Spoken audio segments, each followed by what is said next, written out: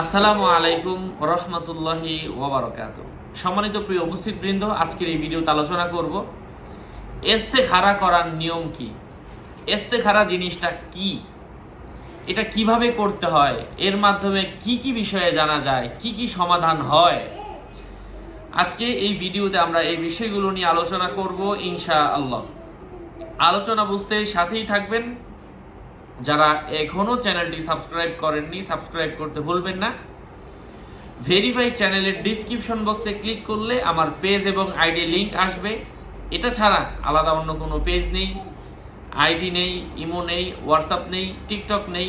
আমার নাম অথবা ছবি দেখে বিভ্রান্ত হবেন না। প্রত্যেক ভিডিওতে আলাদা আমি সাবধান করি, সতর্ক করি।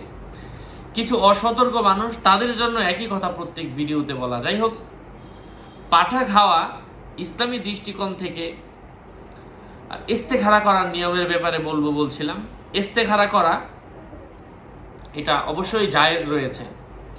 ইস্তেখারা করা এটা কোরআন এবং হাদিস মাফিক একটি কাজ।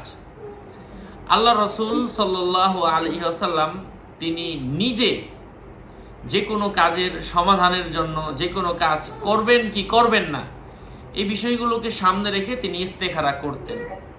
ইস্তেখারার মাধ্যমে আল্লাহর পক্ষ থেকে ভালো মন্দের বিষয়ে অবগত হওয়া যায় এবং এটা আল্লাহ সুবহানাহু ওয়া তাআলার একটি বিশেষ শিক্ষা রাসূল সাল্লাল্লাহু আলাইহি ওয়াসাল্লামের মাধ্যমে। ইস্তেখারা কি? ইস্তেখারার মাধ্যমে কি জানা যায়? ইস্তেখারা হচ্ছে 2 রাকাত নামাজ, অর্থাৎ ঘুমানোর আগে যে কোনো দিন, যে কোনো রাতের বেলা পবিত্র অবস্থায় আপনারা ঘুমানোর আগে এই 2 রাকাত নামাজ আদায় করবেন। নফলের নিয়তে ইস্তেখারার 2 রাকাত নফল নামাজ পড়লাম, আল্লাহু আকবার। যে কোনো সূরা দিয়ে নারীরা পুরুষরা যে কেউ করতে পারেন। তারপর নামাজের পরে আল্লাহুম্মা খিরলি ওয়াখতারলি, ছোট্ট একটা দোয়া। এটা সর্বশেষ ছোট দোয়া। আর বড় দোয়া রয়েছে যে হে আল্লাহ, এই জিনিসের মধ্যে যদি উত্তম থাকে, কল্যাণ থাকে, তুমি আমাকে দেখো, আমার জন্য দাও, খারাপ থাকলে আমার থেকে দূরে সরায় দাও। লম্বা একটা দোয়া হাদিসের মধ্যে রয়েছে। আমি এটা নিয়ে আলাদা একটা ভিডিও দিয়েছি, ইস্তেখারার দোয়া আরবি বাংলা উচ্চারণ সহ, ওটা দেখতে পারেন। আর এই ভিডিও থেকে জানতে চাচ্ছেন ইস্তেখারা জিনিসটা কি। ইস্তেখারা হচ্ছে 2 রাকাত নামাজ। আর এই শর্টকাট দোয়া, এটা পড়লেও কাজ হয়, অনেকে এটার মাধ্যমেই বুঝতে পারেন। আপনি কি বিষয়ে জানতে চাচ্ছেন, আপনি বিয়ে করবেন কিনা, ব্যবসা করবেন কিনা, এটা করলে ভালো হবে কিনা, এই বিষয়গুলো নিয়ে কিন্তু এই ইস্তেখারা করা হয়। যাই হোক, আশা করছি উপকৃত হয়েছেন। আরও আপডেট পেতে সাথেই থাকবেন।